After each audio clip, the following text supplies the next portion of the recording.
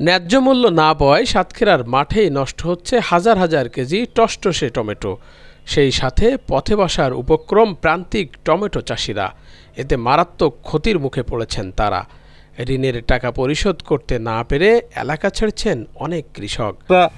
মানে না খেয়ে পেয়ে মারা যাচ্ছে, কে পালাচ্ছে, এই মারামারি হানাহানি কাটাকাটি শুরু হয়ে যাচ্ছে। এ দেনাদার টাকা পাবে, ও টাকা পাবে, কৃষক জনেরা টাকা পাবে, বাড়ি আসতেছে, তা কেউ কারো টাকা পয়সা দিতে পারতেছে না। সবাই আমরা আর সামনের বছর কিভাবে লাগাবো, সামনের বছর আমরা কিভাবে লাগাবো। এদিকে স্থানীয় বাজারে 10 টাকা কেজি দরে বিক্রি হলেও ক্ষেত থেকে 2 টাকা কেজি দরেও নিতে চাচ্ছেন না ক্রেতারা। টমেটো আমরা 200 টাকা কেজি বেচি, সেই টমেটো এখন 2 টাকা কেজি।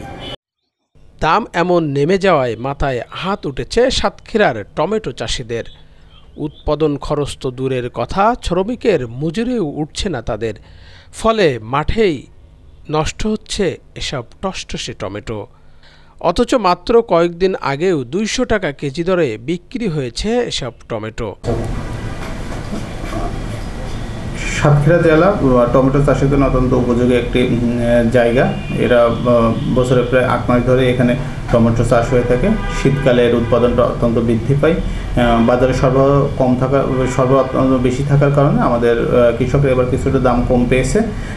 তো আমরা আশা করছি যে আমাদের যে এর পরবর্তীতে গ্রীষ্মকালীন টমেটো হবে, সেই টমেটো চাষ করে আমাদের কৃষকরা এই ক্ষতিটা পুষিয়ে নিতে পারবেন। আর আমরা আমাদের ঊর্ধ্বতন কর্তৃপক্ষকে জানিয়েছি যে যেহেতু এখানে অনেক টমেটো চাষ হচ্ছে, আমরা যদি এখানে কোল্ড স্টোরেজ বা প্রসেসিং সেন্টার করতে পারি, তাহলে আমাদের কৃষকরা আরও ভালো দাম পাবেন। এবং সাতক্ষীরাতে এই যে ঘেরের পাড়ে টমেটো বা সমতল জমিতে যে টমেটো হয়ে থাকে, কৃষকরা এর উৎপাদনটা আরও বৃদ্ধি করতে পারবেন।